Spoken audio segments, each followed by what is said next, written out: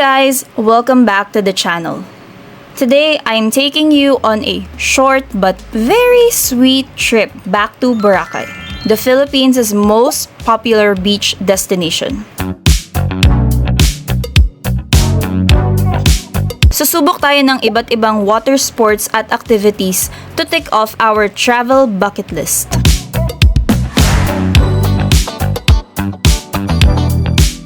We're starting the vlog here at Boracay Airport, kung saan naghihintay ang ating private airport transfer, which we availed at Henann Resort.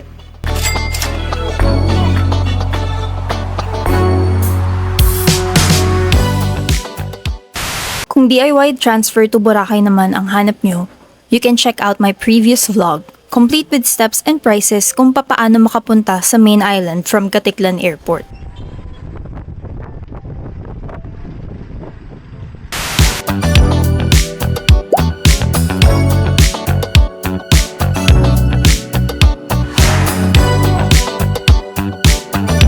If you value convenience, okay ito kunin kasi yung hotel na ang mag-a-arrange ng lahat for you, including the bus to their very own port, boat papuntang Boracay, and van papunta sa hotel.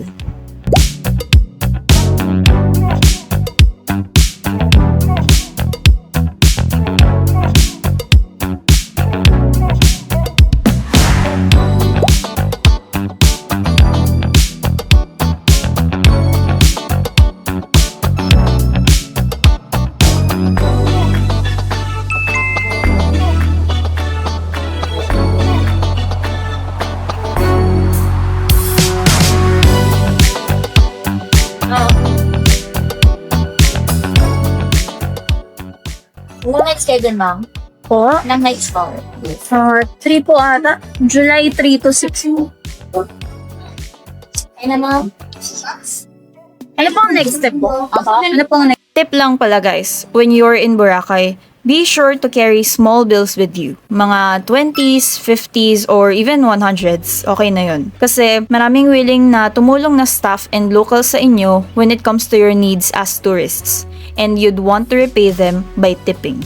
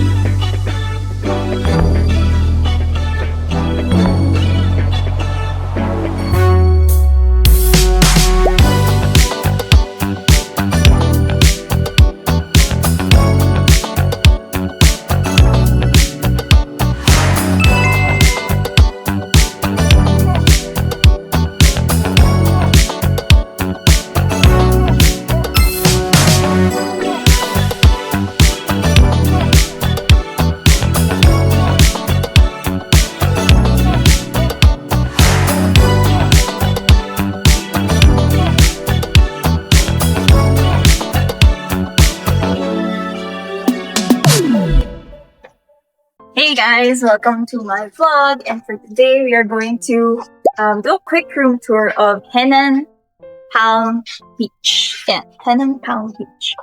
So, pagkapasok ka pa lang, andito yung CR, and then we have the bathtub. They already gave us complimentary soap, lots of Henann stuff, cotton buds, shower cap, shaving kit, dental kit, moisturizing lotion, conditioner, shampoo, and bath foam for the bathtub.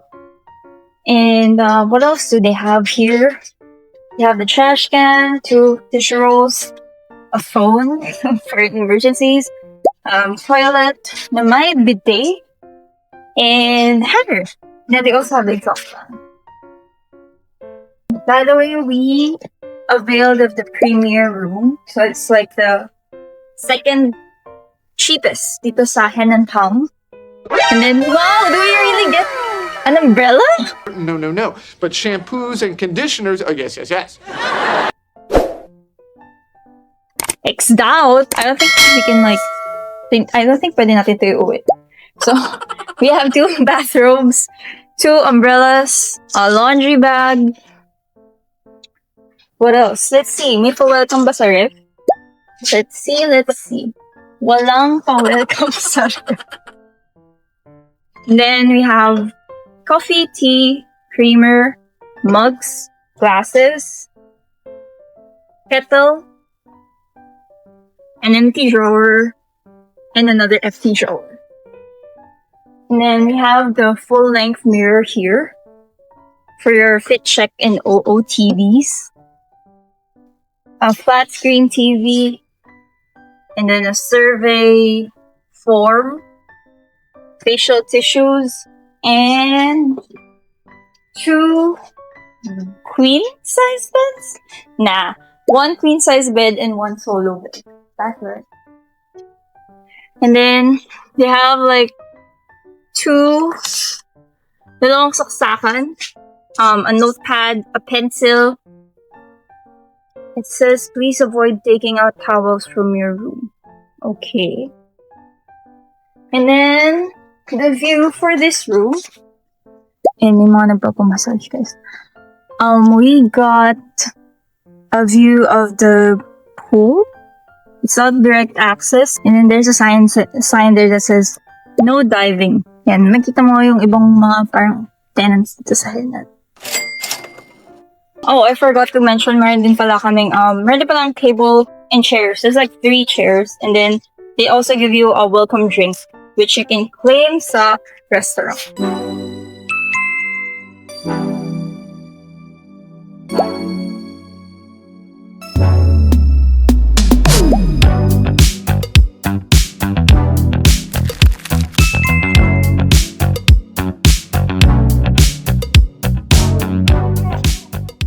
Minsan lang tayo mag-Henann, kaya nag-decide kami na subukan na din yung room service nila to see if worth it ba. And I can pretty much say na masarap itong mga order namin na clubhouse sandwich and nachos. And with that, our first official day in Boracay ends.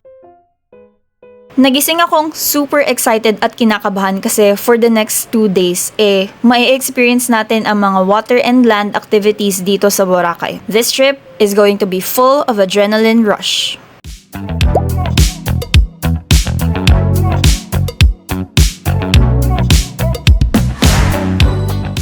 Before we head out, let's grab some breakfast from our hotel first.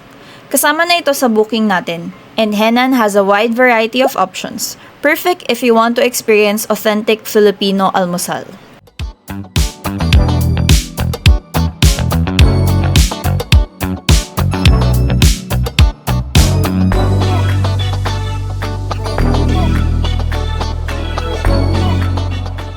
From tapa,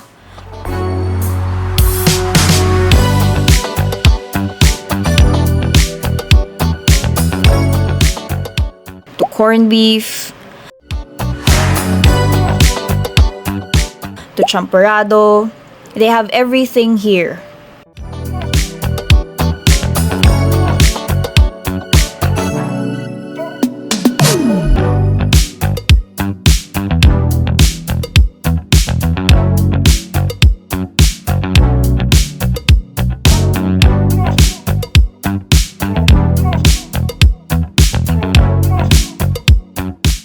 Not to mention this gorgeous beachfront view.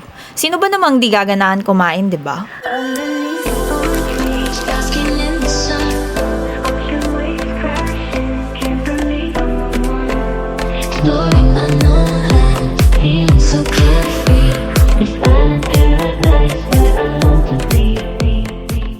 What's the best way to experience Boracay's sun, sand, and sea? It's through a private speedboat.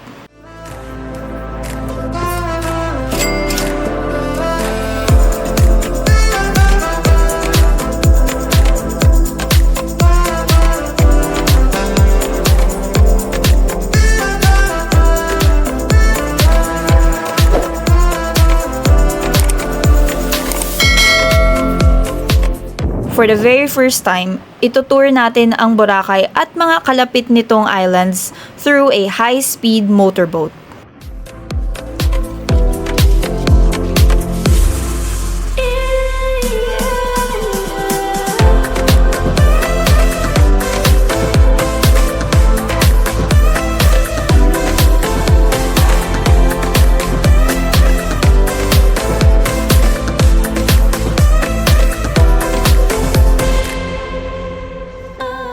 Pag sinabi kong high speed, super bilis nito kumpara sa mga normal na boat transfers going to and from Boracay. Sa sobrang bilis, pag umupo ka sa harapan nitong boat, actually, tatalon ka at super masyusyok ka to the core.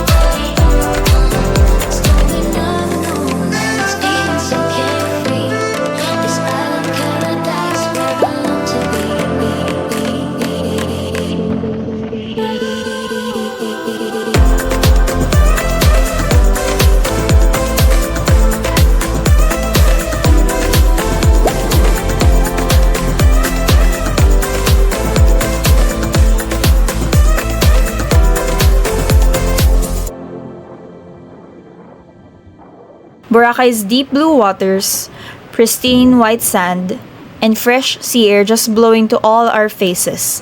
It's such a memorable and cool way to tour the most famous beach in the country.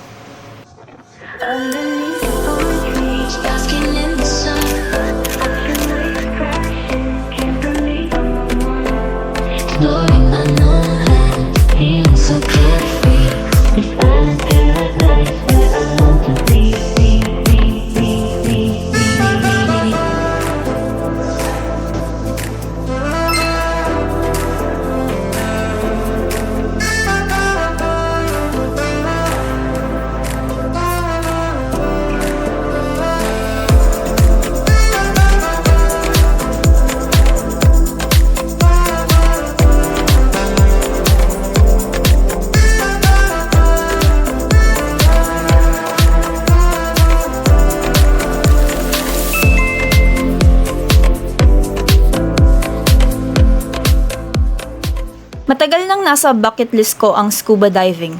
Pero as someone na hindi ganun ka-pro lumangoy, I've always been afraid to try it. Sa trip na to, I'm finally facing my fears.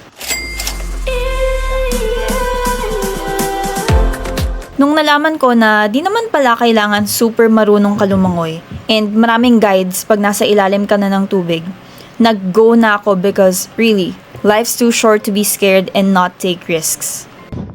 After learning the basics of diving, dinala kami ng instructors namin sa may bandang malalim and our diving adventure finally begins.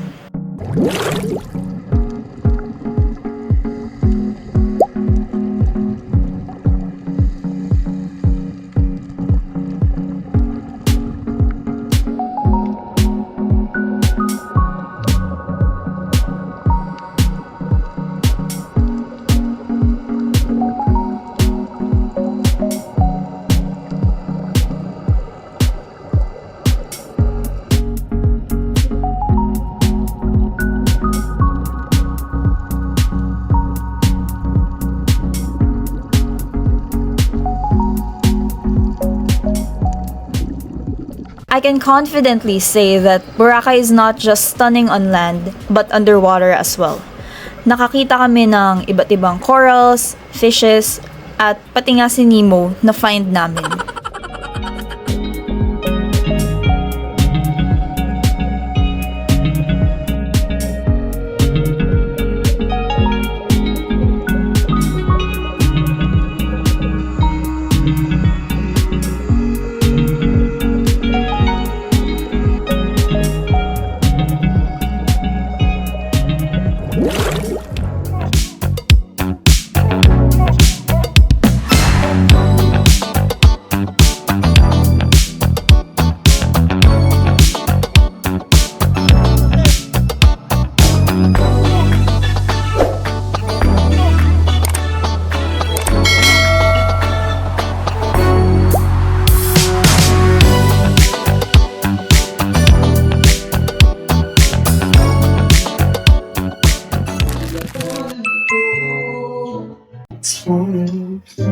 Won't you give yourself to me? Give it all the world. I just wanna see. I just wanna see how every ocean just to be with you. Chicken bilang culture. Makes me broken. Yes, I need you to see. Break muna tayo from being a mermaid sa mga water activities because it's now finally time to try riding an all-terrain vehicle or ATV dito sa isla. Wala nang patumpik-tumpik pa, ito yung makikita nyo sa course ng ATV.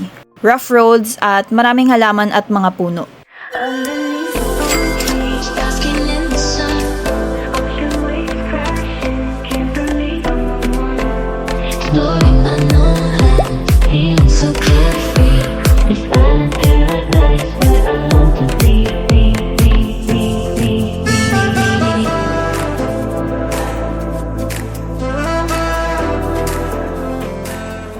Masaya to lalo na kung naka-max speed. Ramdam na ramdam mo yung bump ng lupa at mga bato.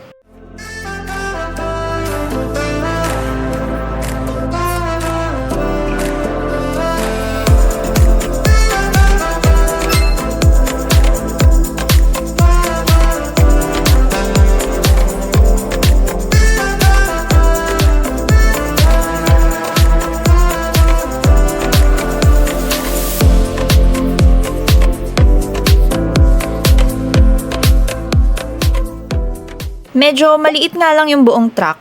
Mga less than 10 minutes may ikot niya na siya ng buo. So siguro naka 3 or 4 na ikot kami in total.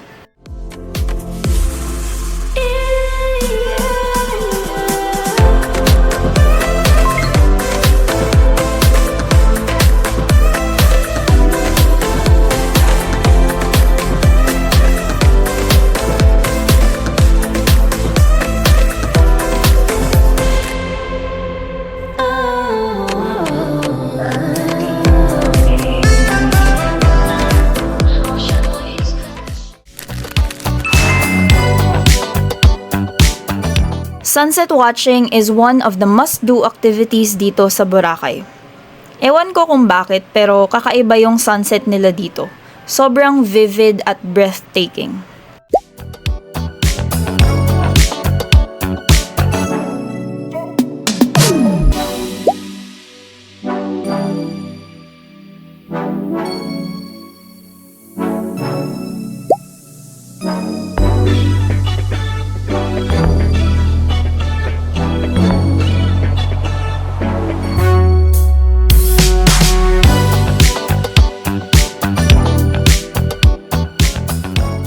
Pro tip lang, dala kayo ng sarili nyong beach mat para di nyo na kailangang mag-rent kung plano nyong mag-sunset watching.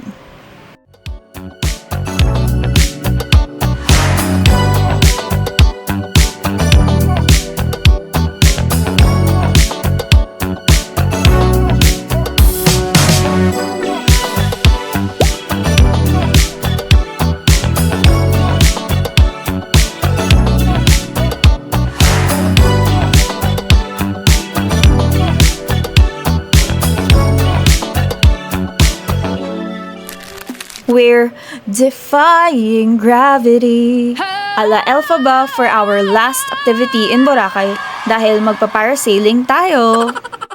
Mas nakakakaba pa ata to kaysa sa scuba diving kasi may lipad levels na involved.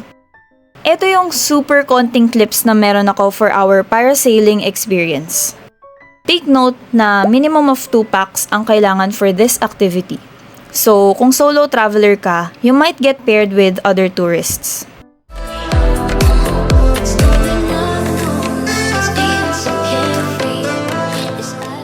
Unfortunately, dito ko na i-end tong vlog kasi nahulog yung gamit kong action camera while doing this activity.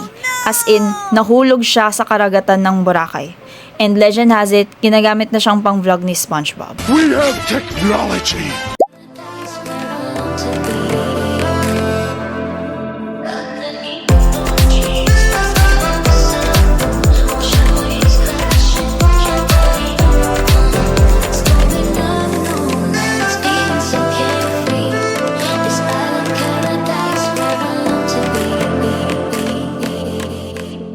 And with that, we wrap up our adventures here in Boracay. Sa next na balik natin dito, may recommend ba kayo na gusto nyong subukan or ma-experience? Comment nyo lang ang suggestions nyo. As always, thank you at sinamahan nyo ko sa vlog na ito. And hit that subscribe button para updated ka palagi sa ating adventures. Follow me on Facebook, Instagram, and TikTok at Kristine Tuting for more tips and travel hacks. I'll see you guys on our next vlog.